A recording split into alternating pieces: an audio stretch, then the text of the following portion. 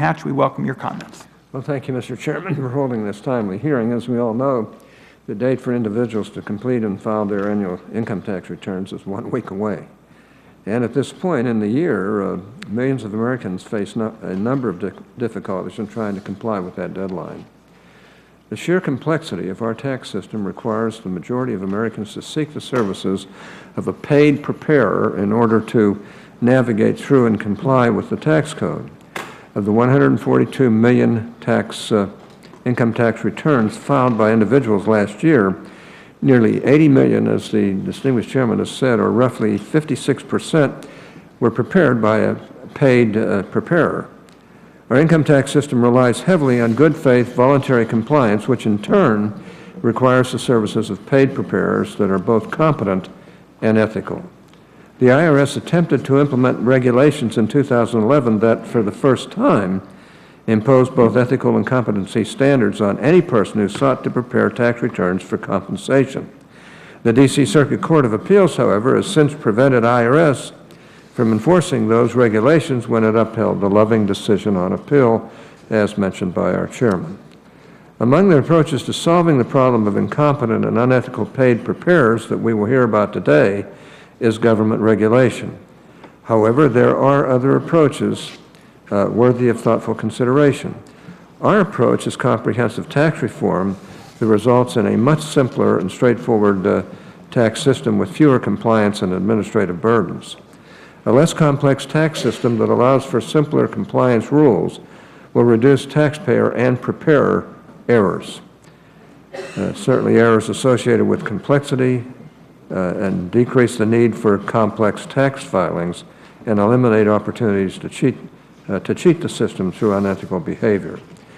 It is my belief that the best way to protect tax filers from incompetent and unethical tax preparers is to implement a fair and simple tax system that dramatically reduces their dependence on paid return preparers.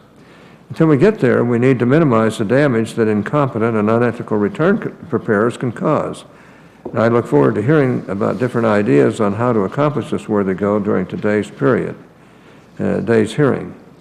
Of course, with the IRS Commissioner testifying before us today, there are other matters that deserve the committee's attention. For example, there's the ongoing investigation into the IRS's targeting of conservative groups during the 2010 and 2012 campaign seasons. 4 congressional committees, including the Finance Committee, are currently looking into this matter, and up to now the IRS officials have, with some exceptions, been cooperating.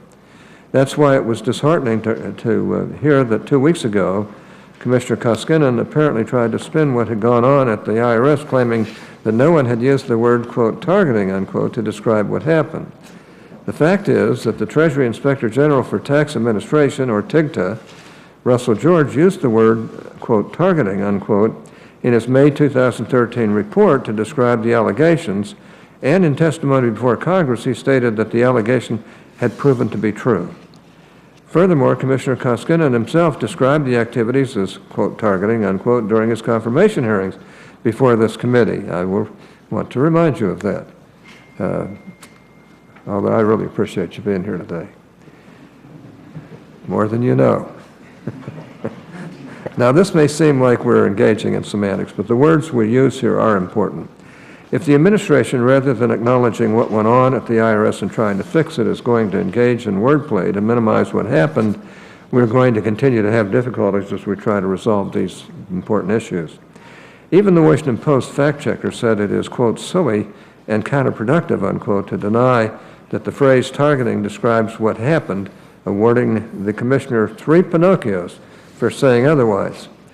On top of that, we have the regulatory effort at the IRS that appears to be designed to further marginalize these same conservative groups. I'm talking, of course, about the proposed regulations governing the political activities of 501c4 organizations. People in organizations across the political spectrum have rightly condemned these proposed regulations because they undermine free speech and the ability of American citizens to participate in the political process. The IRS had a record number of public comments filed in response to the proposal from all points on the political spectrum, and from what I gather, they were almost uniformly negative. This regulation, if given the force of law, would effectively silence grassroots organizations by categorizing a number of routine and long accepted activities as political. And it would ensure that a number of the administration's critics remain on the sidelines of the political debate. And that could work both ways in the future. And I don't want it to work both ways. This proposal is particularly disturbing given what has already gone on at the IRS with the targeting scandal. Now, last week, Commissioner Koskinen publicly stated that the regulation is not likely to be finalized this year. To me, that's not good enough. These regulations should go away entirely, and Commissioner Koskinen has the power to make that happen.